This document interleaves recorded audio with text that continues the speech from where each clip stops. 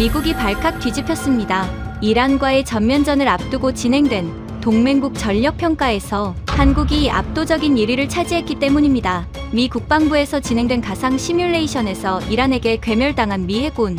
모든 계획이 물거품이 될 최악의 위기에 미국 정부는 패닉에 빠졌죠. 하지만 바로 그때 한국에 도착한 조사단의 한마디에 모든 게 뒤집혔습니다. 한국 없이 이란을 이기는 건 불가능입니다. 도대체 무슨 일이 벌어진 걸까요? 미국이 이제 와서 한국에 애원하는 이유, 지금 시작합니다. 세계 최강 미 해군이 이란 앞바다에서 전멸할 뻔했습니다. 허풍이 아닙니다. 펜타곤 지하 벙커 메인 스크린에 뜬 시뮬레이션 결과가 그걸 증명했으니까요. 생존율 22%, 호르무즈 해협의 얕은 뻘밭에 이란이 가디르급 소형 잠수함 40여 척을 매복시켜 놓았습니다. 수심이 얕고 조류가 뒤엉킨 그 진흙탕에 미국의 10,000톤짜리 핵잠수함이 들어가면 어떻게 되겠습니까? 냉각수 펌프 소음이 수중 전체에 울려 퍼집니다. 자폭 드론과 어뢰의 완벽한 표적이 되는 거죠. 붉은 비상등이 전멸할 때마다 장성들의 얼굴이 핏빛으로 물들었습니다. 아무도 입을 열지 못했어요. 이틀 후면 전면전이 시작되는데 해법이 없었으니까요. 저는 로버트 켈러원, 미 국방정보국 동아시아 수석 분석관입니다. 30년간 이 펜타곤에서 태평양의 모든 해저 소음을 분석해 온 사람이에요. 젊은 시절 로스앤젤레스급 핵잠수함의 수석 음탐사로 복무하며 시끄러운 미제 잠수함 소음 때문에 전우를 잃을 뻔한 적도 있습니다. 그 트라우마가 30년째 제 귓속에 박혀 있었어요. 그런데 그날 수천 명의 미수병이 수장되는 걸 막을 열쇠가 제 책상 서랍 속에 있었습니다. 정확히 말하면 제가 30년간 직접 써온 보고서 뭉치 아래에 묻혀 있었죠. 벙커 안이 묘하게 고요했습니다. 평소라면 참모들의 브리핑 소리, 키보드 두드리는 소리가 끊이지 않는 공간이에요. 그날은 달랐습니다. 붉은 비상등의 전멸음만 째깍째깍 메트로놈처럼 공간을 채우고 있었어요. 그 정막을 찢어버린 건 토마스 벤스 제독이었습니다. 쾅! 벤스 제독의 주먹이 참나무 책상을 내리쳤어요. 은발의 짧은 스포츠 머리, 한치의 주름도 없는 정복. 아이비리그 출신의 전형적인 미국 최우선주의 성골 장군이죠. 팍스 아메리카나는 거대한 핵 항모가 만든다는 신앙으로 40년을 살아온 사람입니다. 한국 해군의 소해함들을 호르무즈 전방에 밀어 넣어라. 기뢰 제거는 어차피 저들 몫이다. 고기 방패. 벤스 제독이 입에 담은 건 결국 그 말이었습니다. 동맹국 함정을 이란의 뻘밭에 먼저 던져 넣어 기뢰를 몸으로 쓸어내라는 겁니다. 제 위장이 뒤틀렸어요. 이 인간의 머릿속에서 한국 해군은 미국의 방패막이 이상도 이하도 아니었으니까요. 그때 회의실 뒤편에서 번지르르한 톰 포드 정장 차림의 사내가 기다렸다는 듯 입을 열었습니다. 제독님, 간단합니다. 제너럴 다이내믹스의 최신형 버지니아 블록 5를 추가 투입하면 됩니다. 우리 잠수함 2척이면 이란의 한선 전체를 제압할 수 있어요. 마커스 스털링, 제너럴 다이내믹스의 수석 로비스트입니다. 월스트리트와 펜타곤을 주무르는 뱀 같은 자본주의의 화신이죠. 전쟁이 터지면 가장 먼저 달려오는 건 장군이 아니라 방산업체 영업사원이라는 걸 그날 다시 한번 확인했습니다. 제 안에서 뭔가 끊어졌어요. 손에 들린 커피잔이 벽을 향해 날아갔습니다. 10,000톤짜리 뚱뚱한 핵잠수함을 더 밀어 넣겠다고요?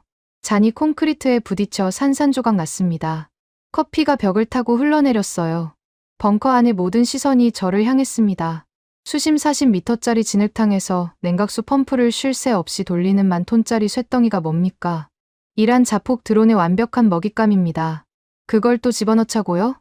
수천 명을 더 죽이자는 소립니까? 목이 쉬었습니다. 30년간 이 건물 골방에 처박혀 해저 소음. 데이터만 분석해온 괴짜 분석관이 장성들 앞에서 고래고래 소리를 지르다니 스스로도 놀랐어요. 하지만 멈출 수가 없었습니다. 이란의 늪을 뚫을 방법은 딱 하나뿐이었으니까요. 호르무즈의 뻘밭을 뚫으려면 완벽한 무소음에 기동성까지 갖춘 잠수함이 필요합니다. 미국에는 없어요. 하지만 한국에는 있을 수 있습니다. 그 순간 벤스 제독의 입꼬리가 올라갔습니다. 비웃음이었어요. 켈러원, 자네가 직접 쓴 거 아닌가? 벤스 제독이 부관에게 눈짓하자 종이 뭉치가 제 앞으로 날아왔습니다. 제 보고서였어요.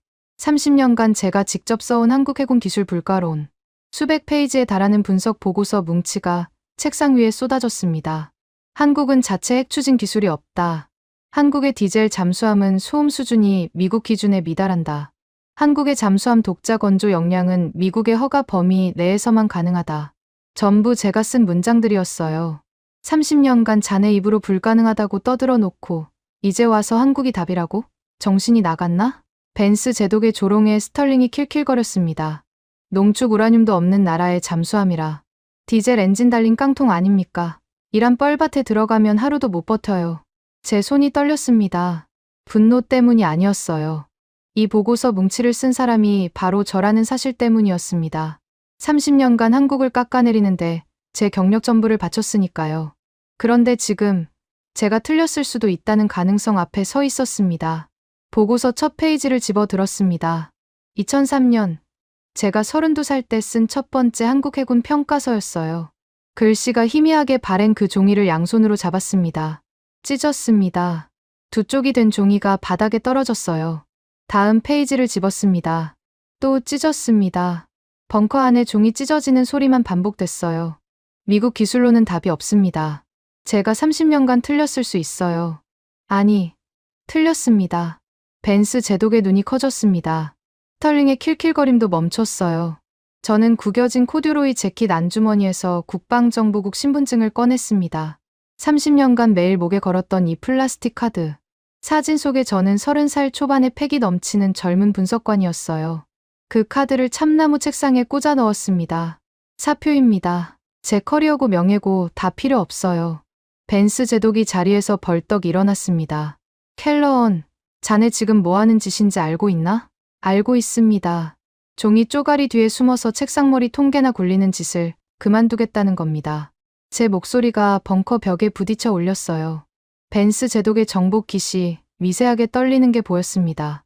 한국으로 갑시다. 지금 당장. 제 귀와 눈으로 직접 확인하겠습니다. 저들이 숨겨놓은 괴물이 진짜인지, 제가 30년간 써온 보고서가 맞는지. 벤스 제독을 똑바로 쳐다봤습니다. 이 사람의 자존심을 건드려야 했어요. 미국 최우선주의 성골 장군이 뒷걸음질 칠 수는 없으니까요. 제독님이 겁이 나시면 저 혼자라도 가겠습니다. 수천 명의 수병이 수장되는 걸 이 벙커에 앉아서 구경하실 겁니까? 벤스 제독의 관자놀이에 핏줄이 섰습니다. 주먹을 불끈 쥐더니 낮고 차가운 목소리로 내뱉었어요. 좋아, 켈러언. 직접 가서 그 한국의 고철 덩어리가 얼마나 한심한 장난감인지 확인시켜 주지. 대신 자네의 30년 커리어. 거기서 확실히 끝장내 주겠네. 벤스 제독이 부관을 돌아봤습니다. 당장 수송기 준비시켜. 목적지는 한국이다. 부관이 황급히 벙커를 빠져나갔어요. 메인 스크린의 붉은 비상등은 여전히 전멸하고 있었습니다. 생존율 22%. 그 숫자가 제 망막에 아로새겨졌어요. 찢어진 보고서 조각들이 제 구두 밑에서 바스락거렸습니다. 30년간 쌓아올린 제 경력의 잔해였죠. 하지만 후회는 없었습니다. 이란의 진흙탕 속에서 수천 명이 죽어나가는 것보다야 제 종이 한 뭉치 따위가 무슨 대수겠습니까? 벤스 제독이 제 사표를 집어들더니 구겨서 벽에 던졌습니다. 종이 뭉치가 바닥에 떨어지는 소리가 벙커 안에 울렸어요. 켈러언, 자네 지금 제정신인가? 한국의 고철 덩어리를 보겠다고 사표까지 던지는 꼴이라니. 저는 대꾸하지 않았습니다. 대신 벙커 벽면에 걸린 페르시아만 해저 지형도를 뚫어지게 노려봤어요. 호르무즈 해협의 수심 표시가 빼곡하게 찍혀 있었습니다. 30m, 40m, 가장 깊은 곳이 고작 60m. 10,000톤짜리 핵잠수함이 몸을 숨길 수 있는 깊이가 아니었어요. 제독님, 이 지형도를 보십시오. 해저 지형도를 벽에서 뜯어냈습니다. 종이가 찢어지는 소리에 참모들이 움찔했어요. 수심 40m짜리 진흙탕입니다. 여기에 버지니아급을 밀어넣으면 뭐가 됩니까? 이란의 가디르급은 150톤짜리 소형이에요. 뻘밭 바닥에 납작 엎드려서 숨을 죽이면 우리 손아로는 잡을 수가 없습니다. 반대로 우리 핵잠수함은 냉각수 펌프 하나 끌 수 없으니 수중 전체에 여기 있다고 광고를 하는 셈이죠. 벤스 제독의 입술이 파르르 떨렸습니다. 팩트를 부정할 수 없으니까요. 30년간 해저 소음을 분석한 제 전문성만큼은 이 벙커에서 아무도 반박하지 못합니다. 그 고철 없이는 수천 명의 수병이 수장됩니다. 제독님 눈앞에서요. 벤스 제독이 이를 악물었습니다. 관자놀이의 핏줄이 파랗게 부풀어 오르더니 갑자기 부관에게 소리쳤어요. 당장 한국 국방부 연합방위 정책과와 화상 라인을 연결해라. 지금 즉시 3분도 걸리지 않았습니다. 벙커 정면 스크린 옆에 보안 통신 모니터에 화상이 떴어요. 화면 속에 차가운 금태 안경을 쓴 장교가 나타났습니다. 단 한 번도 흐트러진 적 없는 군복 차림. 계급장은 대령이었어요. 윤태영, 국방부 한미연합방위정책과장이라는 직함이 화면 하단에 떴습니다. 벤스 제독이 의자 팔걸이를 양손으로 움켜쥐며 모니터를 노려봤어요. 사성 장군이 일개 대령에게 통화를 거는 상황 자체가 굴욕이었겠죠. 하지만 시간이 없었습니다. 이틀 후면 전면전이니까요. 대령, 미합 중국 인도태평양 사령부 사령관 벤스 제독이다. 24시간 내로 진해 해군기지의 모든 극비 구역을 개방하라. 이건 명령이다. 식민지 총독이 따로 없었습니다. 벤스 제독의 목소리에는 아시아의 동맹국을 하청업체 취급하는 뼈 깊은 오만함이 그대로 묻어 있었어요. 투스타, 쓰리스타 장군도 벤스 제독 앞에서는 고개를 숙입니다. 미 태평양 전역의 모든 군사력을 쥐고 흔드는 사성 장군의 윽박지름을 거부할 배짱이 있는 인간이 과연 있겠습니까? 있었습니다. 화면 속 윤태영 대령의 표정이 1mm도 변하지 않았어요. 안경 너머의 눈동자가 잠깐 화면 밖을 훑더니 다시 정면으로 돌아왔습니다. 제독님, 한미 주둔군지휘협정 제2조 사망 예외 조항에 의거하여 대한민국 국방부 관할 시설에 대한 일방적 사찰 요구는 양국 합의 없이 이행할 수 없습니다. 1초 만이었습니다. 조항 번호까지 막힘없이 읊었어요. 외워두고 있었던 겁니다. 벤스 제독의 눈이 커졌습니다. 이 벙커에서 사성 장군에게 정면으로 맞서는 인간을 본 적이 없으니까요. 그것도 화면 저편의 일개 대령이. 뭐라고? 감히 대령 따위가 나한테. 벤스 제독이 벌떡 일어나기도 전에 스털링이 화면 옆으로 뛰어들었습니다. 톰 포드 정장의 넥타이가 비뚤어진 채 삿대질을 해댔어요. 대령, 알아듣기 쉽게 말해주지. 지금 당장 협조하지 않으면 미합 중국은 대한민국 해군에 대한 군사 위성 지원을 전면 중단할 거야. GPS, 정찰 위성, 통신 채널, 전부 끊어버리겠다. 방산 로비스트가 국가 안보를 볼모로 협박하는 광경이었습니다. 제 위장이 다시 뒤틀렸어요. 하지만 화면 속 윤대령의 반응이 더 충격적이었습니다. 콧바람을 불었습니다. 화면으로도 들릴 만큼 또렷하게요. 끊으시든 말든 그건 미국 측 판단에 맡기겠습니다. 저희가 관여할 사안은 아니니까요. 스털링의 삿대질이 허공에 멈췄어요. 위성을 끊겠다는 협박에 콧방귀를 뀌는 장교라니. 벤스 제독마저 할 말을 잃었습니다. 저도 솔직히 놀랐어요. 30년간 한국 군부를 분석해왔지만 이런 배짱을 가진 인물은 보고서에 단 한 줄도 쓴 적이 없었으니까요. 잠깐의 정적이 흘렀습니다. 벤스 제독이 이를 갈며 다시 입을 열었어요. 좋다. 대령. 그럼 우리가 직접 진해로 가겠다. 24시간 내로 현장 시찰단을 보낸다. 그때 윤대령의 입꼬리가 미세하게 올라갔습니다. 저만 알아챘어요. 30년간 사람의 미세한 표정 변화를 읽어온 분석관의 촉이 경고음을 울렸습니다. 이 사람은 벤스 제독을 유도하고 있었어요. 진해는 적절하지 않습니다. 시찰 대상 시설은 경남 거제 옥포조 선소입니다. 벤스 제독의 미간이 찌푸러졌어요. 옥포, 그 녹슨 민간 조선소 말인가? 스털링이 기다렸다는 듯 끼어들었습니다. 하하, 상선이나 때우는 쓰레기장의 극비 전력이라. 대령, 우리를 놀리는 건가? 윤대령이 화면 속에서 안경을 밀어 올렸습니다. 차갑고 정확한 동작이었어요. 민간 조선소라고 하셨습니까? 제독님의 키울 정찰 위성이 이 시설에 대해 어떤 정보를 수집했는지 확인해 보시기 바랍니다. 아마 아무것도 없을 겁니다. 미국의 군사 위성으로도 못 보는 것. 그 말이 벙커 안에 떨어지자 벤스 제독의 표정이 미묘하게 변했습니다. 분노도 조롱도 아닌 처음 보는 감정이었어요. 불안이었습니다. 사성 장군의 눈에 불안이 스치는 걸 저는 30년 만에 처음 봤어요. 저는 벤스 제독의 정복 소매를 잡았습니다. 예의 따위는 생각할 겨를이 없었어요. 제독님, 직접 가서 확인합시다. 그 조선소에 당신과 내 목을 걸겠습니다. 벤스 제독이 제 손을 뿌리쳤어요. 하지만 시선은 여전히 모니터 속 윤대령의 무표정한 얼굴에 고정되어 있었습니다. 켈러언, 자네 커리어는 거기서 확실히 끝이야. 알고 있지? 알고 있습니다. 벤스 제독이 천천히 모니터를 향해 입을 열었습니다. 좋다, 대령. 거제도로 가겠다. 단, 내가 직접 간다.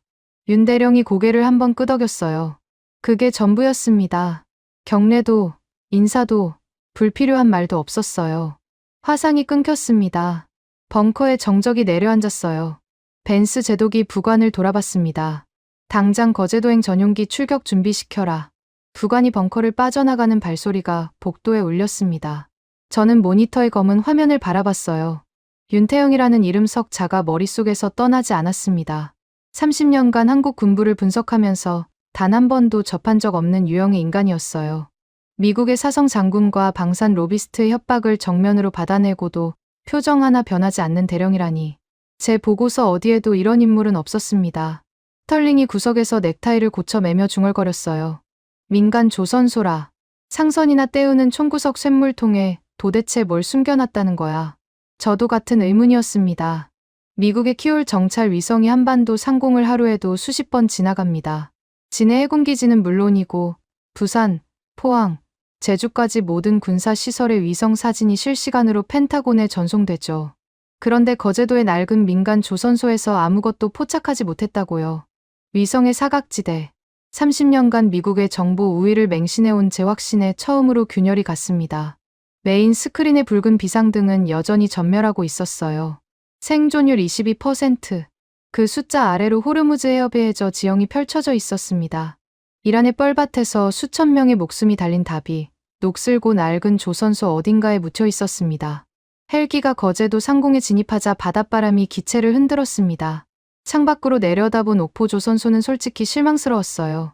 녹슨 크레인 몇 기가 바닷바람에 삐걱거리고 기름때가 덕지덕지 묻은 컨테이너들이 부두 위에 아무렇게나 쌓여 있었습니다. 상선 두어 척이 도크에 걸쳐져 수리를 받는 모양이었는데 선체에서 페인트가 벗겨진 채 바닷물에 흔들리고 있었어요. 미 해군 기지의 반짝거리는 시설과 비교하면 차마 눈뜨고 볼 수 없는 수준이었습니다. 헬기 착륙 패드라고 할 것도 없었어요. 콘크리트가 갈라진 낡은 평지에 페인트로 원을 그려놓은 게 전부였습니다. 로터 바람에 모래가 휘날리며 눈에 들어왔어요. 벤스 제독이 헬기 문을 열자마자 코를 틀어쥐었습니다. 이게 무슨 냄새야.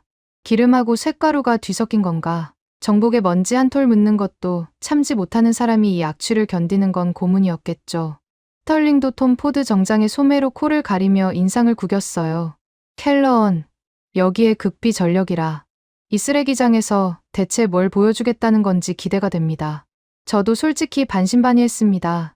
30년간 한국 해군을 불가능하다고 단정 지어온 제 보고서가 맞을 수도 있었으니까요. 헬기에서 내리며 주위를 둘러봤어요. 무장 병력도, 검문소도, 경비 차량도 보이지 않았습니다. 극비 시설이라면 당연히 있어야 할 것들이 하나도 없었어요. 그때 부두 끝에서 인기척이 느껴졌습니다. 한 사내가 뚜벅뚜벅 걸어오고 있었어요. 빳빳한 정복이 아니었습니다. 용접 불꽃에 그을린 자국이 여기저기 묻은 낡은 해군 특수전 잠퍼를 걸치고 있었어요. 백발이 짧게 깎여 있었고 표정이라 할 것이 없었습니다. 바위를 깎아 만든 얼굴이었어요. 계급장을 확인하고 숨이 막혔습니다. 별 2개, 소장이었어요. 장동환, 대한민국 해군 잠수함 사령관. 벤스 제독이 장 제독의 차림새를 위아래로 훑었습니다.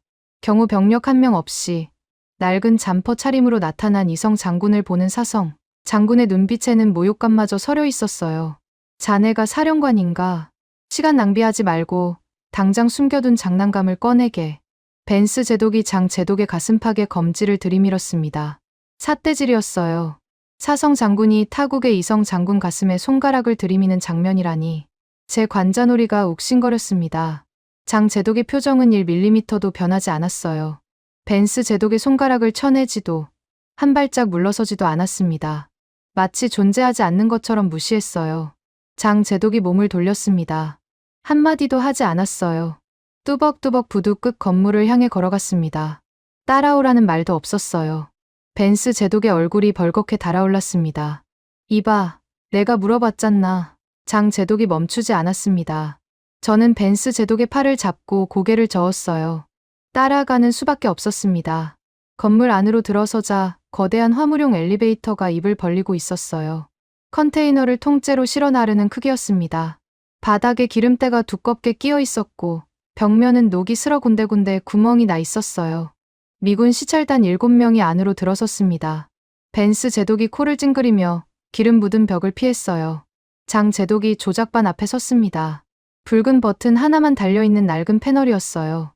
녹슨 안전 커버를 열더니 여전히 한마디 말 없이 그 버튼을 눌렀습니다. 바닥이 꺼졌습니다. 비명을 지를 뻔했어요. 엘리베이터가 아래로 떨어지기 시작했습니다. 평범한 화물 엘리베이터의 하강 속도가 아니었어요.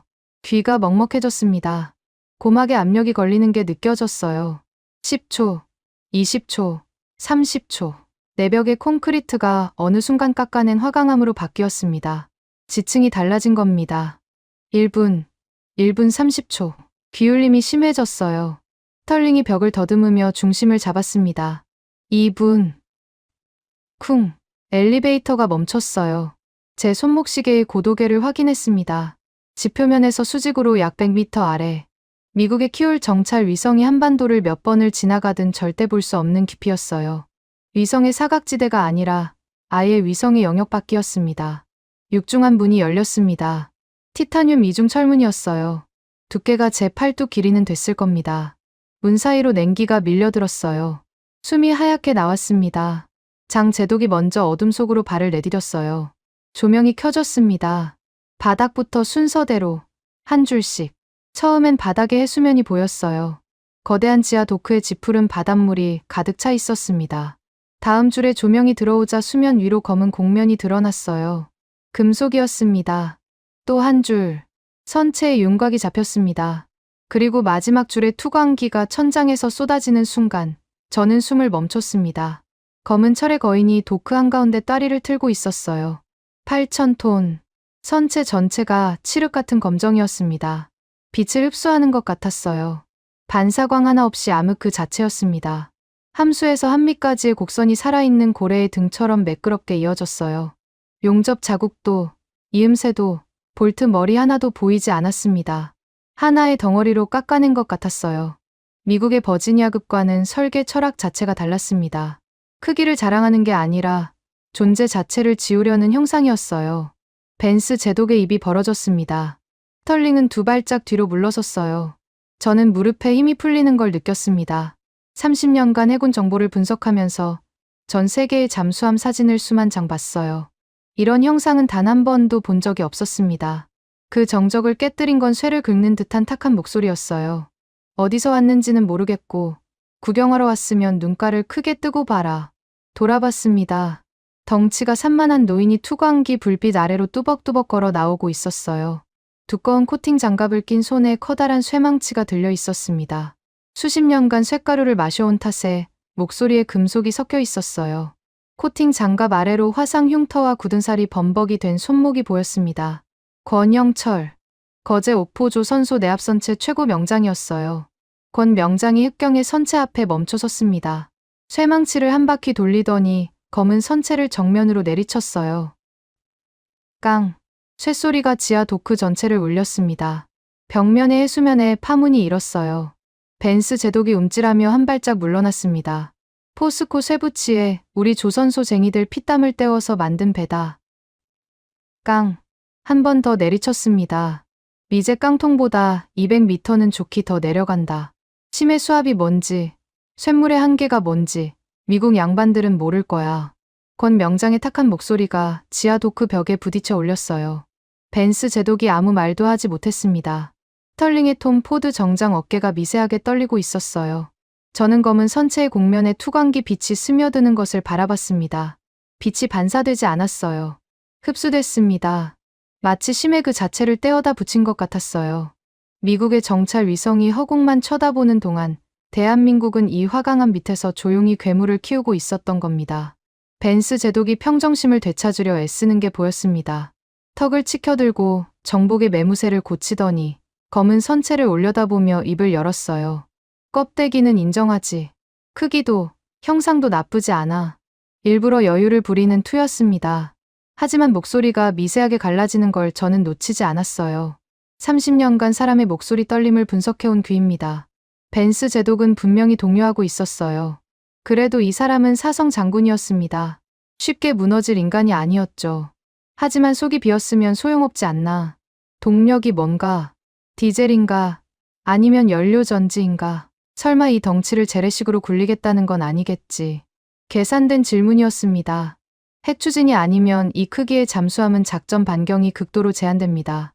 디젤이든 연료전지든 며칠마다 부상해서 공기를 들이마셔야 하니까요. 이란의 뻘밭에서 부상하는 순간 드론 떼의 표적이 됩니다. 벤스 제독은 그걸 알고 있었어요. 동력원이 재래식이면 이 검은 거인은 그냥 거대한 관짝일 뿐이니까요. 빈 껍데기라.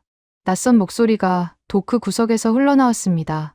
구수한 충청도 억양이 섞여 있었어요. 돌아보니 덥수룩한 머리에 두꺼운 뿔테 안경을 쓴 사내가 선체 하부의 좁은 틈에서 기어 나오고 있었습니다. 연구복 주머니에 볼펜 세 자루와 기름 묻은 다이어리가 꽂혀 있었어요. 손에는 몽키 스패너가 들려 있었습니다. 송학수, 한국원자력연구원 초소형 모듈 원전 설계 총괄이었어요.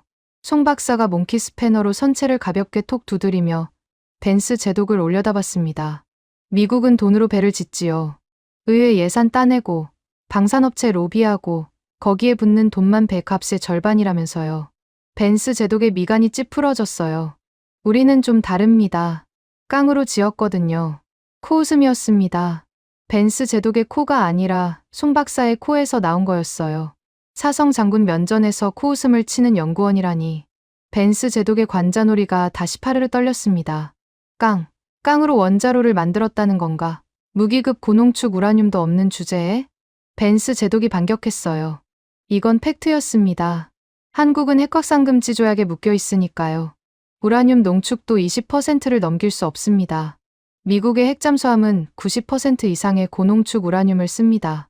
농축도가 낮으면 원자로가 커져야 하고, 커지면 냉각 펌프가 필요하고, 펌프가 돌면 소음이 납니다. 잠수함의 사용선고죠. 디젤이나 달았겠지. 수중에서 하루 버티면 다행이고, 이란 뻘밭에 들어가면 부상해서 숨 쉬어야 할 텐데. 격침감이야. 스털링이 기다렸다는 듯 맞장구를 쳤어요. 그렇죠, 제독님. 디젤 깡통이면 이란 앞바다에서 반나절도 못 가요. 송 박사가 몽키 스패너를 연구복 주머니에 꽂았습니다.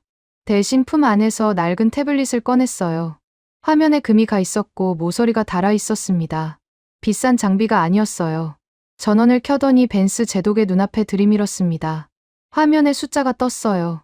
가동 일수 1801. 연속 무사고. 디젤이 아닙니다. 송 박사의 충청도 사투리가 지하 도크에 울렸어요. 원자로입니다. 1800일이면 5년이에요. 트럼프 대통령이 핵잠수함 도입을 입에 올리기도 전에 이 밑에서는 이미 원자로가 돌아가고 있었습니다. 벤스 제독의 얼굴에서 핏기가 빠졌어요. 하얗게 질린 얼굴로 태블릿 화면을 뚫어지게 노려봤습니다. 숫자가 거짓말을 할 리 없었어요. 가동 로그는 초 단위까지 기록되어 있었고 온도, 압력, 출력 데이터가 실시간으로 갱신되고 있었습니다. 5년이라고? 벤스 제독의 목소리가 갈라졌어요. 스털링이 사색이 되어 앞으로 뛰쳐나왔습니다. 이건 국제법 위반입니다. 핵확산금지 조약에 명백히 저촉돼요. 한미 원자력 협정도 위반이고 당장 국제원자력기구에 통보하겠습니다.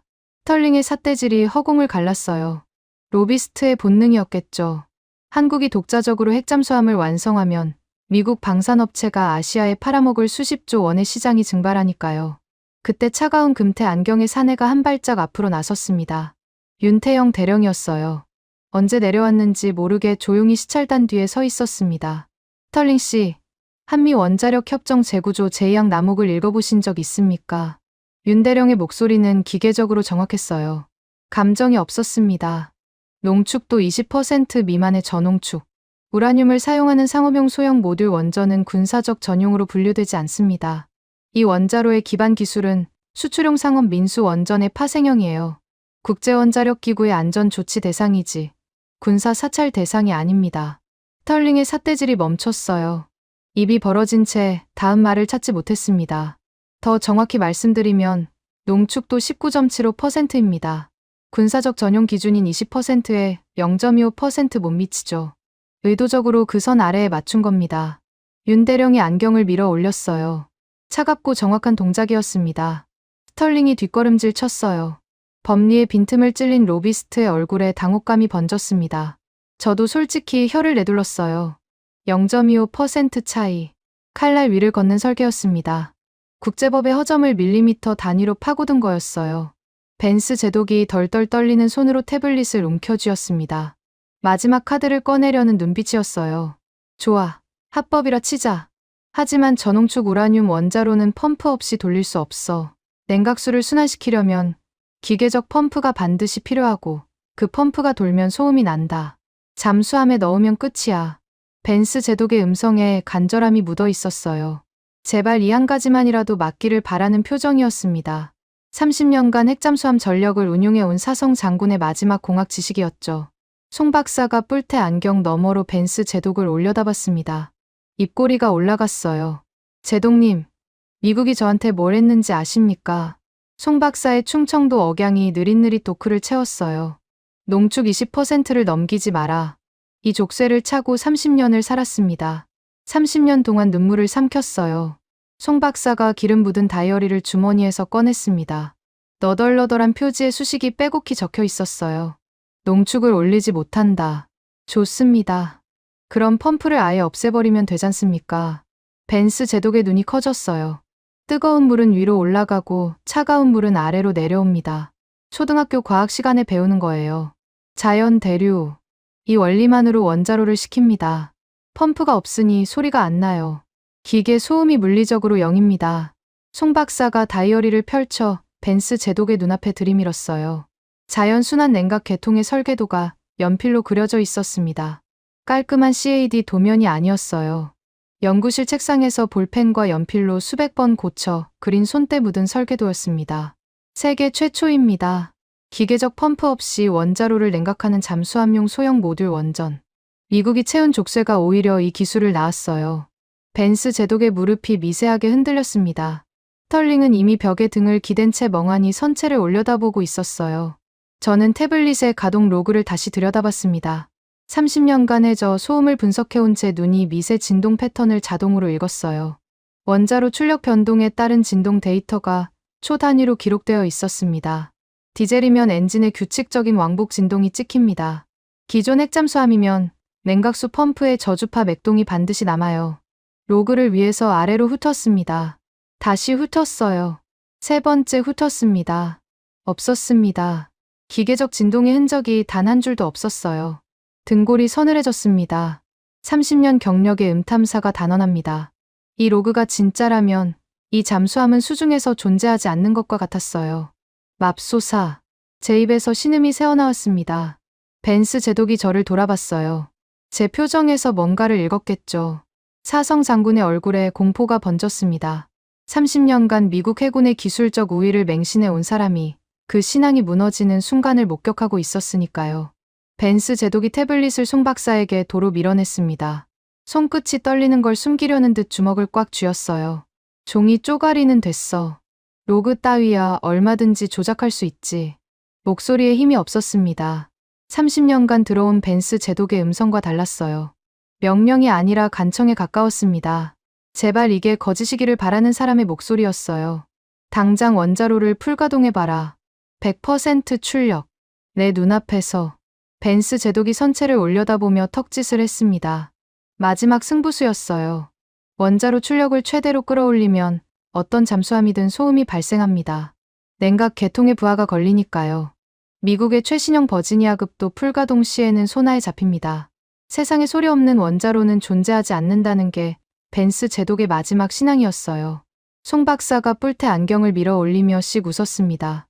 풀가동이요. 좋습니다. 송 박사가 도크 벽면의 통제 패널로 성큼성큼 걸어갔어요. 낡은 철제 커버를 열자 붉은 레버가 드러났습니다. 거대한 장비에 어울리지 않게 단순한 구조였어요. 송 박사가 두 손으로 레버를 잡았습니다. 기름 묻은 손가락에 힘이 들어갔어요. 밀어 올렸습니다. 도크 전체가 미세하게 진동했어요. 선체 내부에서 뭔가가 깨어나는 느낌이었습니다. 하지만 소리는 없었어요. 발바닥으로 전해지는 진동만이 원자로가 살아있다는 유일한 증거였습니다. 출력 50% 돌파. 송 박사가 패널의 계기를 읽었어요. 70%, 80, 90. 숫자가 올라갈수록 벤스 제독의 목이 뻣뻣하게 굳어갔습니다. 귀를 세우고 있었어요. 아무 소리도 나지 않았습니다. 100%. 송 박사가 레버에서 손을 뗐어요. 원자로가 최대 출력으로 가동되고 있었습니다. 도크 안은 여전히 고요했어요. 냉각수 펌프의 윙윙거림도, 기계적 맥동도, 배관의 진동음도 없었습니다. 그때 시찰단 뒤편에서 다급한 발소리가 울렸어요. 은색 카드 케이스를 양손에 든 사내가 헐레벌떡 뛰어왔습니다. 깐깐하게 다린 셔츠에 신경질적으로 빗어 넘긴 머리카락. 하일리 밀러 박사였어요. 나토 소속 해저 음향탐지 수석과학자. 벤스 제독이 한국의 조작을 밝혀내라며 동행시킨 서방 최고의 소나 전문가였습니다. 밀러 박사가 은색 펠리컨 하드 케이스의 잠금 장치를 딸깍 열었어요. 안에는 초정밀수 중 음향 센서가 스펀지 위에 누워 있었습니다. 나토 해군이 러시아 핵잠수함을 추적할 때 쓰는 최고 등급 장비였어요. 이걸로 잡히지 않으면 세상 어떤 소나로도 잡을 수 없습니다. 밀러 박사가 센서를 꺼내 케이블을 노트북에 연결했어요. 손놀림이 정확하고 빨랐습니다. 정치 군인들은 경멸하지만 자기 장비만큼은 목숨처럼 다루는 사람이었죠. 센서를 도크 수조의 해수면 위로 가져갔습니다. 풍덩. 센서가 물속으로 빨려 들어갔어요. 밀러 박사가 노트북 화면 앞에 쪼그려 앉았습니다. 주파수 분석 그래프가 실시간으로 그려지기 시작했어요. 벤스 제독이 밀러 박사의 어깨 너머로 화면을 노려봤습니다. 스털링도, 저도, 미군 참모들도 전부 그 작은 화면에 시선을 고정했어요. 그래프의 파동선이 움직이기 시작했습니다. 기준선 위로 미세한 떨림이 나타났어요. 벤스 제독의 입꼬리가 올라갈 뻔했습니다.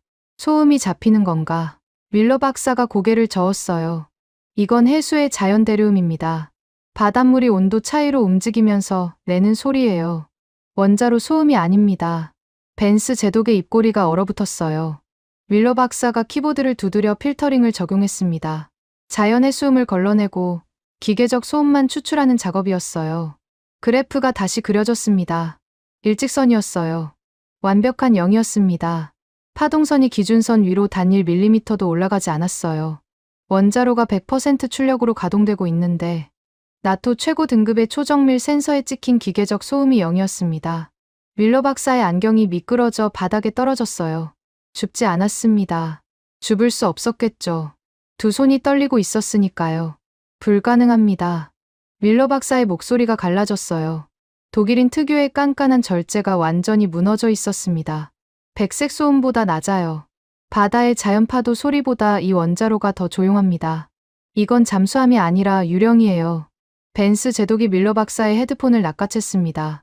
귀에 꽂았어요. 눈을 질끈 감았습니다. 30초, 1분. 벤스 제독의 감은 눈 위로 땀방울이 흘러내렸어요. 아무것도 들리지 않는 겁니다. 만톤에 가까운 원자로가 돌아가고 있는데 귀에 닿는 건 해수가 선체를 스치는 미세한 물소리뿐이었어요. 저도 눈을 감았습니다. 30년 전 로스앤젤레스급 핵잠수함의 소나실에서 밤새 들었던 소리가 떠올랐어요. 냉각수 펌프의 저주파 맥동, 감속기어의 마찰음, 배관 이음새에서 새어나오는 진동. 미국의 최신형 잠수함도 그 소리에서 완전히 벗어나지 못합니다. 그런데 이 검은 거인은 달랐어요. 소리가 없는 게 아니라 소리라는 개념 자체가 존재하지 않았습니다. 무릎에 힘이 풀렸어요. 스스로 꺾인 겁니다. 콘크리트 바닥에 한쪽 무릎이 닿았을 때 차가운 감촉이 정강이를 타고 올라왔습니다. 30년간 미국 해군의 기술적 우위를 맹신해온 제 신앙이 이 지하 도크에서 산산조각 나고 있었어요. 그 순간 장동한 제독이 움직였습니다. 도크 한 구석에 바위처럼 서 있던 사내가 조용히 오른손을 들어 올렸어요. 수신호였습니다. 말은 한마디도 없었어요. 기계음이 울렸습니다. 낮고 묵직한 유압 장치의 소리였어요. 흑경의 상판이 움직이기 시작했습니다. 검은 외피 아래에 숨겨져 있던 것이 천천히 모습을 드러냈어요. 수직 발사관이었습니다. 하나, 둘, 셋. 6개의 원통형 발사관 뚜껑이 동시에 열렸어요. 안쪽에서 붉은 조명이 새어나왔습니다. 유압 장치가 발사관 내부의 물체를 밀어 올리기 시작했어요. 붉은 탄두가 솟아올랐습니다. 현무 탄도미사일. 사거리 3,000km. 테헤란을 직접 타격할 수 있는 거리였어요. 6발이 일렬로 선체 위에 솟구쳐 있었습니다. 투광기 불빛이 붉은 탄두 표면에 반사되며 도크 벽면을 핏빛으로 물들였어요. 밀러 박사가 뒷걸음질 치다 하드 케이스에 걸려 넘어졌습니다. 스털링은 벽에 등을 붙인 채 미끄러져 바닥에 주저앉았어요. 벤스 제독의 헤드폰이 귀에서 빠져 바닥에 떨어졌습니다. 저는 무릎을 꿇은 채 그 광경을 올려다봤어요. 이란의 소형 잠수함을 잡기 위한 전술함인 줄 알았습니다. 무소음으로 뻘밭에 침투해 가디르급을 사냥하는 사냥개 정도로 생각했어요. 완전히 틀렸습니다. 이건 사냥개가 아니었어요. 장 제독이 처음으로 입을 열었습니다. 지하 도크에 내려온 이후 단 한마디도 하지 않았던 바위 같은 사내의 첫 번째 말이었어요. 제독님. 벤스 제독이 고개를 돌렸습니다. 장 제독의 무표정한 얼굴에 처음으로 감정의 그림자가 스쳤어요. 자부심이었습니다. 이건 방패가 아닙니다. 이란의 심장부를 직접 찌를 비수예요. 6개의 붉은 탄두가 투광기 아래서 빛나고 있었습니다. 장 제독의 목소리가 도크벽에 부딪혀 울렸어요. 미국이 짜놓은 판에서 방패막이를 하는 하청업체의 무기가 아니었습니다. 전 세계 어디든 심해에서 솟아올라 심장을 관통하는 완벽한 전략 무기였어요. 벤스 제독이 붉은 탄두를 올려다보며 입술을 깨물었습니다. 피가 배어 나왔어요. 사성 장군의 세계관이 6발의 미사일 앞에서 완전히 박살나는 순간이었습니다. 팍스 아메리카나. 미국의 거대한 항모가 세계 질서를 만든다는 신앙이 이 지하 100m 안반 속에서 아무 소리도 내지 않는 검은 거인에 의해 찢겨나가고 있었어요. 벤스 제독의 다리가 풀렸습니다. 사성 장군이 콘크리트 바닥에 주저앉는 광경을 저는 처음 봤어요. 정복 바지에 기름때가 묻는 것도, 구두 밑창이 도크 바닥의 녹물에 젖는 것도 신경 쓰지 못하는 상태였습니다. 6개의 붉은 탄두가 투광기 아래서 빛나고 있었고, 벤스 제독은 그 광경을 바닥에 앉은 채 올려다보고 있었어요. 40년간 세계 최강의 해군을 이끌어온 사성 장군의 등이 그날 처음으로 구부러졌습니다. 스털링의 반응이 더 빨랐어요. 로비스트의 본능은 장군의 자존심보다 먼저 작동하는 법이니까요. 사색이 된 얼굴로 이마에 땀을 톰 포드 정장 소매로 닦아냈습니다. 손이 떨리고 있었어요. 제너럴 다이내믹스의 수석 로비스트가 땀을 흘리는 이유는 하나뿐입니다. 돈이 증발하고 있을 때 한국이 독자적으로 무소음 핵잠수함을 완성했다는 건 미국 방산업체가 아시아에 팔아먹을 수십조 원의 무기 시장이 통째로 날아간다는 뜻이었어요. 버지니아급 핵잠수함 한 척 가격이 30억 달러입니다. 한국뿐 아니라 호주, 일본, 대만까지 미국산 잠수함을 사겠다고 줄을 서 있었죠. 그 줄이 오늘 이 지하 도크에서 끊어지고 있었습니다. 스털링이 벽에서 등을 떼며 일어섰어요. 넥타이가 비뚤어진 채였지만 신경 쓸 겨를이 없었겠죠. 검지를 장동한 제독에게 들이밀며 악을 썼습니다. 당장 이 괴물을 해체하시오. 해체하지 않으면 미합 중국은 대한민국 해군 전체의 이지스 전투 시스템 소프트웨어 업데이트를 전면 중단하겠습니다. 이지스 시스템. 한국 해군 구축함의 두뇌입니다. 미사일 방어, 대공 추적, 함대 통합 지휘, 전부 미국 로키드 마틴의 소프트웨어로 돌아가요. 업데이트가 끊기면 한국 해군의 수상함 전력이 반토막 납니다. 스털링이 꺼낸 카드는 비열하지만 치명적이었어요. 무기를 팔아놓고 소프트웨어 업데이트를 볼모로 잡는 겁니다. 동맹국의 숨통을 쥐고 흔드는 미국 방산업체의 민낯이었죠. 벤스 제독도 바닥에서 간신히 몸을 일으켰습니다. 정복의 먼지를 털어내며 마지막 위험을 끌어모았어요. 스털링의 말이 맞다. 동맹의 통제를 벗어난 무기는 동맹의 적이야. 미합 중국은 통제 불능의 전략 자산을 용인할 수 없어. 사성 장군과 방산 로비스트가 나란히 서서 한국을 압박하는 광경이었습니다. 권력과 자본이 합작해서 기술 주권을 짓밟으려는 거였어요. 제 위장이 뒤틀렸지만 솔직히 말하면 이 협박이 통할 수도 있다고 생각했습니다. 이지스 시스템 없이는 한국 해군의 수상함 전력이 마비되니까요. 윤태영 대령이 앞으로 한 발짝 나섰습니다. 차가운 금태 안경이 투광기 빛을 반사했어요. 표정의 감정이라곤 찾을 수 없었습니다. 스털링 씨, 한미 상호방위 조약 제3조 기술 주권 조항을 다시 한번 확인해 드리겠습니다. 윤대령의 목소리는 법정에서 판결문을 읽는 판사처럼 건조했어요. 동맹국의 독자적 방위 역량 개발은 조약의 보호 대상이며 일방적인 기술 지원 중단은 조약 위반에 해당합니다. 소프트웨어 업데이트 중단을 실행하시면 미합 중국이 조약 위반국이 되는 겁니다. 스털링의 삿대질이 허공에서 멈췄어요. 하지만 윤대령은 거기서 끝내지 않았습니다. 참고로 국제사법재판소 판례 2022년 제73호에 따르면 방산 기업의 일방적 기술 차단은 국가 간 무력 위협에 준하는 행위로 판시된 바 있습니다. 스털링의 얼굴에서 핏기가 빠졌어요. 법리로 목을 조이는 대령 앞에서 로비스트의 허세가 종이 조각처럼 구겨지고 있었습니다. 벤스 제독도 입을 다물었어요. 조약 위반국이라는 단어가 사성 장군의 마지막 위협마저 잘라낸 거였죠. 그때 장동환 제독이 움직였습니다. 도크 구석에 바위처럼 서 있던 사내가 천천히 스털링에게 다가갔어요. 싸늘한 눈빛이었습니다. 장 제독의 거친 손이 스털링의 톰 포드 정장 멱살을 움켜쥐었어요. 스털링이 비명을 지를 틈도 없이 끌려갔습니다. 도크 벽면에 해치가 열렸고 장 제독이 스털링을 흑경의 선체 안으로 밀어 넣었어요. 직접 보시오. 장 제독이 내뱉은 두 번째 말이었습니다. 선체 내부의 좁은 통로를 지나자 전투 정보실이 나타났어요. 해치를 열고 안으로 들어서는 순간 숨이 멎었습니다.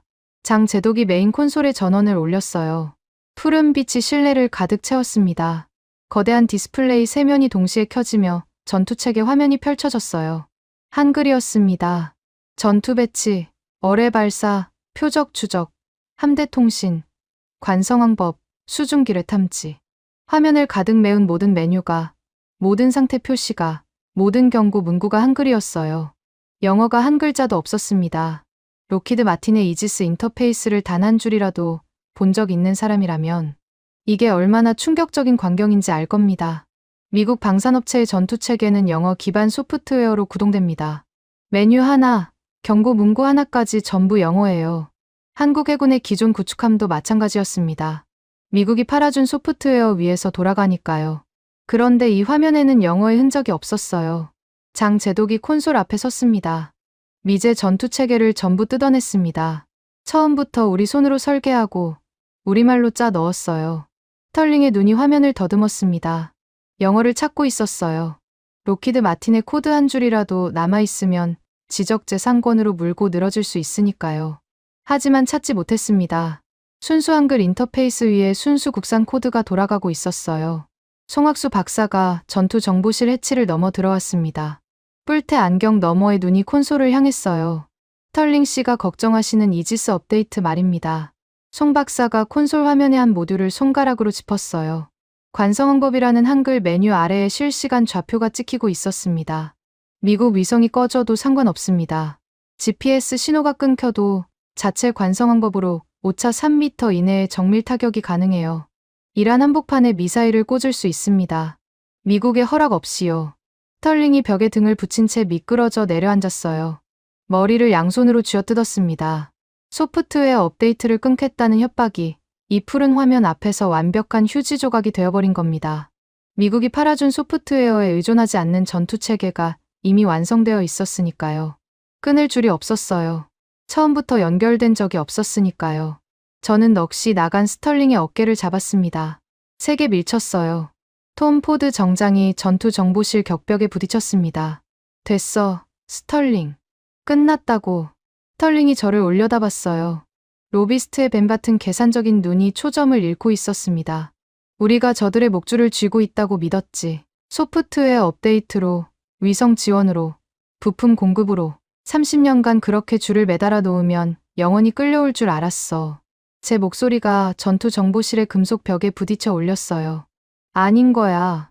저들은 줄을 끄는 게 아니라 처음부터 줄 없이 걸었어. 우리가 쥐고 있다고 믿었던 그 목줄은 저들한테는 존재하지도 않았던 거라고. 벤스 제독이 푸른 화면을 올려다보고 있었습니다. 한글로 가득 찬 전투체계 화면이 사성 장군의 얼굴을 파랗게 물들이고 있었어요. 미국의 얄팍한 업데이트 카드는 필요 없었습니다. 이흑경의 두뇌와 심장은 태어날 때부터 온전히 대한민국의 것이었으니까요. 장 제독이 콘솔 앞에 묵묵히 서 있었습니다. 말이 필요 없었어요. 푸른 빛이 도크 깊은 곳에서 검은 선체의 곡면을 따라 흘렀습니다. 미국이 매달아 놓은 줄은 하나도 없었고 한글로 짜인 두뇌가 심해의 괴물을 스스로 움직이고 있었어요. 벤스 제독이 전투 정보실 구석의 암호 통신 단말기로 비틀거리며 다가갔습니다. 덜덜 떨리는 손으로 붉은 수화기를 집어들었어요. 펜타곤 긴급 한라인. 미 국방장관에게 직통으로 연결되는 회선이었습니다. 마셜 장관님, 벤스입니다. 긴급 보고 사안이 있습니다. 벤스 제독의 목소리가 갈라져 있었어요. 30초 후 전투 정보실의 보조 스크린에 화상이 떴습니다. 깊게 팬 주름과 무거운 안경 너머로 피로감이 역력한 노인이 화면을 채웠어요. 데이비드 마셜, 미합 중국 국방부 장관이었습니다. 배경에 펜타곤 집무실의 성조기가 보였어요. 책상 위에 서류가 산더미처럼 쌓여 있었습니다. 이란 전면전을 이틀 앞두고 잠을 자지 못한 게 분명했어요. 벤스 제독이 자세를 바로잡았습니다. 기름때 묻은 정복을 매만지며 마지막 위험을 끌어모았어요. 장관님, 한국이 미합 중국의 사전 승인 없이 독자적인 핵추진 잠수함을 완성했습니다. 핵확산금지 조약의 경계선을 의도적으로 회피한 설계이며 한미 원자력 협정의 정신을 명백히 위반하고 있습니다. 즉각적인 제재와 해체 명령을 건의합니다. 벤스 제독이 숨을 몰아쉬었어요. 고발이었습니다. 한국을 조약 위반국으로 몰아 흑경을 해체시키려는 마지막 수였죠. 화면 속 마셜 장관이 안경을 벗었습니다. 눈을 비비더니 안경을 다시 썼어요. 긴 침묵이 흘렀습니다. 벤스. 마셜 장관의 목소리가 낮고 무거웠어요. 지금 자네한테 제재를 논할 시간이 있나? 벤스 제독의 얼굴이 굳었습니다. 이틀 후면 이란이 호르무즈를 걸어 잠근다. 미 오함대 항모전단이 포위되면 수천 명의 수병이 수장돼. 그 시뮬레이션 결과를 자네가 직접 올렸잖나. 생존율 22%라고.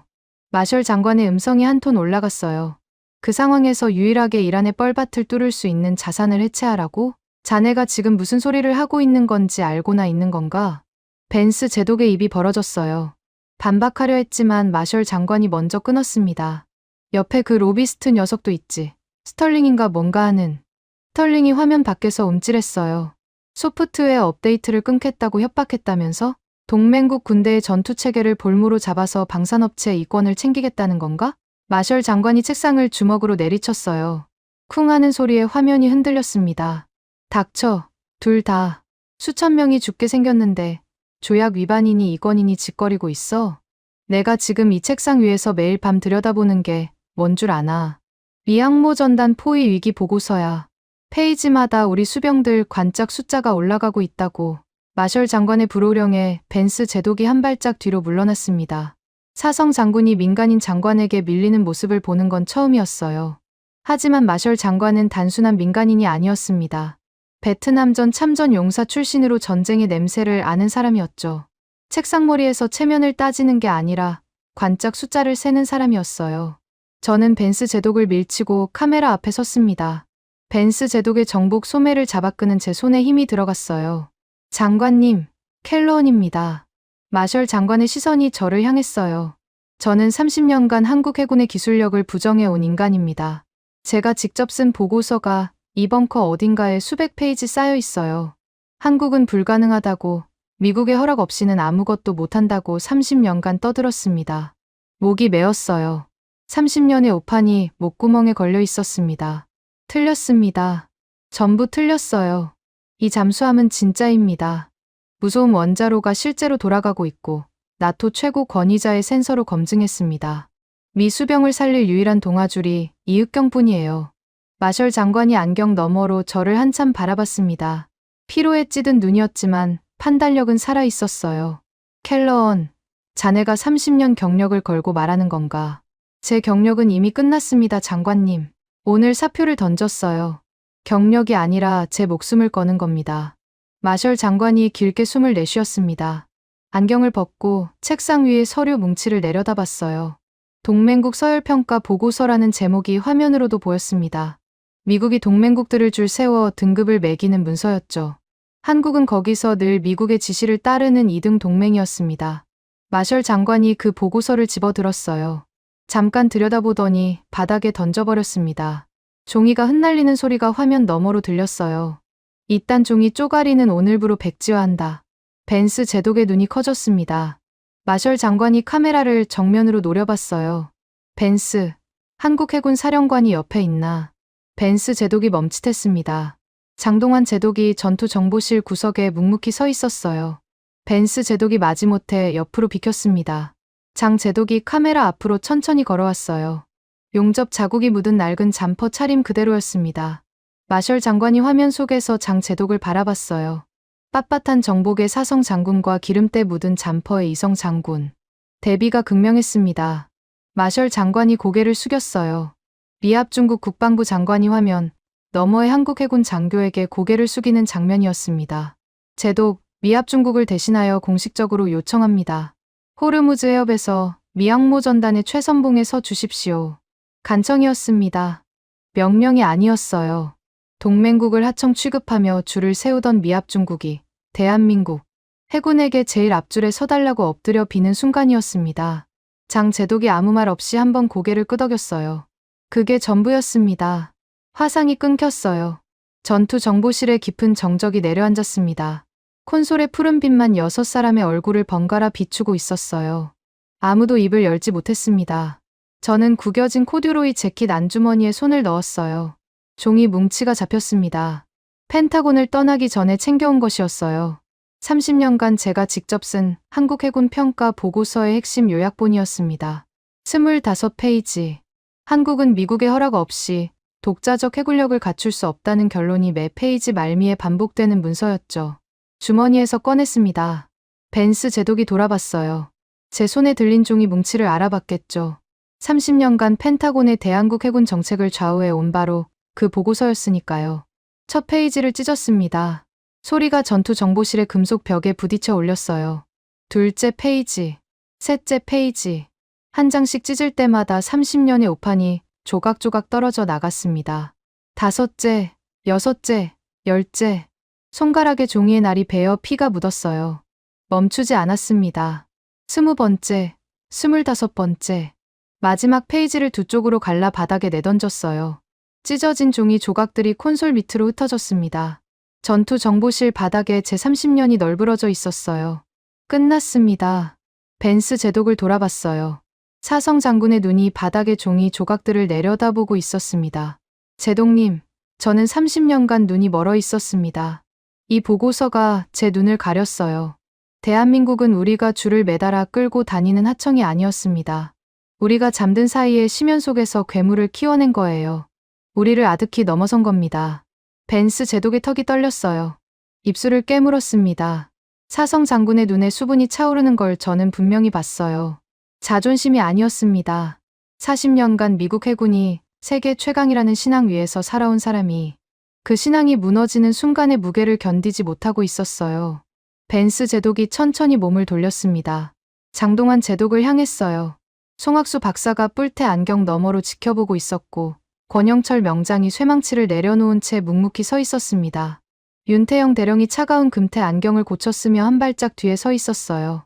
기름때 묻은 연구복과 낡은 잠퍼와 용접 흉터가 범벅인 손. 미국의 반짝거리는 정복과는 아무것도 닮지 않은 사람들이었습니다. 벤스 제독의 오른손이 올라갔어요. 떨리고 있었습니다. 손끝이 관자놀이에 닿았을 때 사성 장군의 눈에서 한 줄기 물기가 흘러내렸어요. 거수경례였습니다. 미합 중국 인도태평양 사령부 사령관, 사성 장군, 세계 최강 해군의 순회가 기름때 묻은 낡은 잠퍼 차림의 한국 해군 장교에게 정중한 경례를 올리고 있었습니다. 장 제독이 천천히 오른손을 들어 경례를 받았어요. 표정은 변하지 않았습니다. 바위 같은 얼굴 그대로였어요. 하지만 경례를 받아주는 그 손에는 10년간 없는 예산을 쪼개고 정치권의 압박을 견디며 지하에서 괴물을 키워낸 무게가 실려 있었습니다. 전투 정보실의 푸른 빛이 두 장군의 경례를 조용히 비추고 있었어요. 진정한 동맹의 자격이 무엇인지 그 무언의 무게가 좁은 공간을 가득 채웠습니다. 바로 어젯밤이었습니다. 2026년 3월 29일. 옥포조선소 지하 도크의 거대한 수문 앞에 우리 모두가 서 있었어요. 장동환 제독이 통제반의 최종 잠금 해제 키를 돌렸습니다. 금속이 맞물리는 묵직한 소리가 안반 벽을 타고 울렸어요. 2분 후 수문 하단에서 바닷물이 스며들기 시작했습니다. 처음엔 발목 높이였어요. 곧 무릎까지 차올랐습니다. 지하 도크와 외해를 연결하는 수중 터널의 봉인이 풀린 거였어요. 칠흑 같은 바닷물이 도크 바닥을 삼키며 흑경의 선체 아래로 밀려들었습니다. 차가운 바닷물이 군화를 적셨어요. 벤스 제독도 저도 뒤로 물러나지 않았습니다. 물러날 수가 없었어요. 눈앞에서 벌어지는 광경에 발이 바닥에 박혀버린 것 같았으니까요. 흑경이 움직이기 시작했습니다. 소리가 없었어요.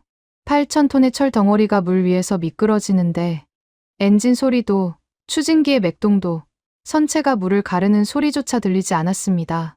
투광기 불빛 아래서 검은 공면이 천천히 전진했어요. 물보라 한 줌 잃지 않았습니다. 수면 위의 파문마저 수초 만에 사라졌어요. 도크의 해수면이 거울처럼 고요했습니다. 함수에 태극기가 달려 있었어요. 지하 도크의 습기 찬 공기 속에서 붉은색과 파란색이 투광기 빛을 받아 선명하게 빛났습니다. 흑경이 수중 터널의 입구에 다다르자 함수부터 천천히 수면 아래로 잠기기 시작했어요. 태극기가 마지막까지 수면 위에 남아 있었습니다. 붉은 태극 문양이 물속으로 빨려 들어가는 순간 권영철 명장이 쇠망치를 가슴에 끌어안았어요.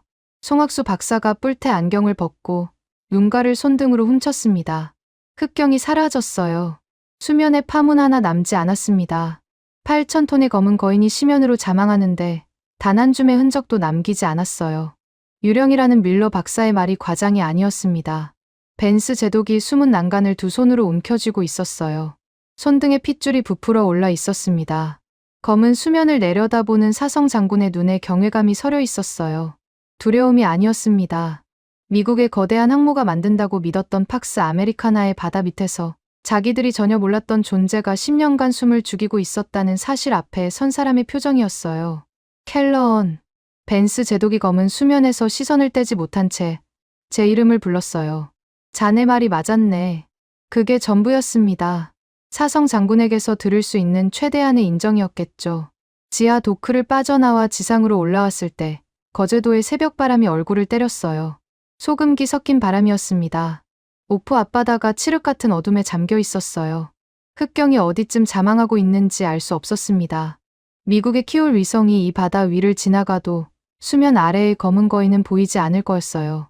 벤스 제독이 부두 끝에 서서 바다를 바라봤습니다. 저도 옆에 섰어요. 아무 말도 하지 않았습니다.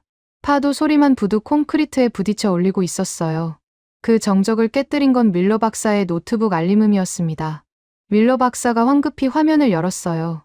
지하 도크에서 측정한 흑경의 소음 데이터를 나토 본부 보안 서버에 업로드하는 과정에서 송신 대상 목록에 나토 해군 수뇌부 전원이 포함되어 있었습니다.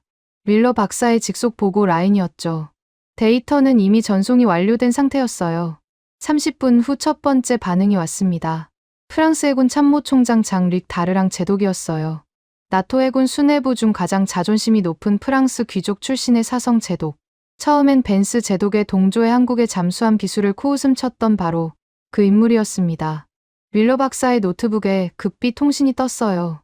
밀러 박사가 화면을 읽더니 안경을 벗고 이마를 짚었습니다. 다르랑 제독이 대한민국 해군과 즉각적인 전략 잠수함 합동 훈련을 요청하고 있습니다. 프랑스 해군 참모총장 명의의 공식 통신이에요. 벤스 제독의 고개가 돌아갔어요. 눈이 커졌습니다. 뭐라고? 미합 중국을 경유하지 않고 직접 한국 해군의 핫라인을 열겠다고 합니다. 미국을 패싱한 겁니다. 나토의 핵심 동맹국인 프랑스가 미국의 허락 없이 한국에 직접 손을 내밀었어요. 다르랑 제독의 콧대 높은 자존심이 무너진 거였습니다. 소음 제로 데이터가 그 자존심을 박살낸 거였어요. 핵잠수함 운용국인 프랑스의 바라쿠다급 최신형 잠수함도 수중 소음을 완전히 지우지 못했으니까요. 한국이 해낸 일을 프랑스는 하지 못한 겁니다. 두 번째 통신이 따라왔습니다. 영국 해군이었어요. 차세대 핵잠수함 드레드노트급 사업에 한국의 자연, 순환 SMR 기술 도입을 긴급 안건으로 상정한다는 내용이었습니다. 영국 해군 설계국이 한국원자력연구원에 기술 교류 서한을 발송했다는 확인까지 붙어 있었어요. 세 번째, 호주 해군. 네 번째, 일본 해상자위대. 통신이 빗발쳤어요. 밀러 박사의 노트북 알림음이 쉴 새 없이 울렸습니다. 전 세계 해군이 오프 앞바다를 향해 손을 뻗고 있었어요. 벤스 제독이 부두 난간을 잡고 고개를 떨궜습니다. 미국이 만들어 놓은 판이 무너지고 있었어요. 미 해군이 동맹국들의 잠수함 기술을 통제하며 줄을 세우던 질서가 이 녹슨 조선소 앞바다에서 산산조각 나고 있었습니다. 오만한 보호자가 피보호자의 줄을 매달아 끌고 다니던 프레임이 뒤집어진 거였어요. 이제 줄을 쥐고 있는 쪽은 미국이 아니었습니다. 장동환 제독이 부두 끝에 묵묵히 서 있었어요. 바다를 바라보고 있었습니다. 흑경이 잠겨있는 그 심연을 말없이 내려다보고 있었어요. 열애 동안 없는 예산을 쪼개고 정치권의 압박을 견디며 안반 밑에서 키워낸 괴물이 지금 이 바다 어딘가에서 미항모 전단을 구원하러 가고 있었습니다. 장 제독의 바위 같은 얼굴에 새벽빛이 스쳤어요. 표정은 여전히 변하지 않았습니다. 미군 귀환 수송기가 거제공항 활주로에서 이륙한 건 그로부터 2시간 후였어요. 기체가 고도를 높이며 거제도가 작아질 때 저는 창밖을 내려다봤습니다. 옥포조선소의 녹슨 크레인이 점처럼 보였어요.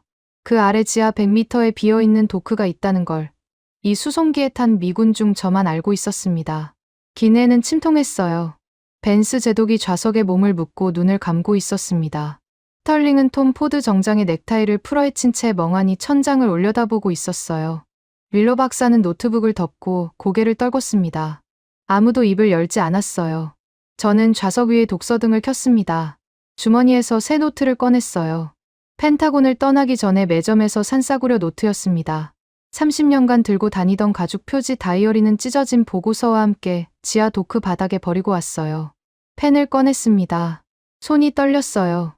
30년간 한국을 깎아내리는 글만 써온 이 손이 처음으로 다른 방향의 글을 쓰려 하고 있었습니다. 첫 줄을 썼어요. 대한민국 해군 전력 재평가 백서. 초안. 2026년 3월 30일. 펜 끝이 종이 위에서 잠깐 멈췄습니다. 다음 문장이 쉽게 나오지 않았어요. 30년간 반대 방향으로만 달려온 관성이 손목을 붙잡고 있었으니까요. 눈을 감았습니다. 지하 도크의 투광기 아래서 태극기를 달고 소리 없이 자망하던 검은 선체가 떠올랐어요. 권영철 명장의 쇳가루 섞인 목소리가, 송학수 박사의 기름, 묻은 다이어리가, 장동환 제독의 바위 같은 침묵이, 윤태영 대령의 차가운 금태 안경이 하나씩 스쳐 지나갔습니다. 펜을 다시 움직였어요.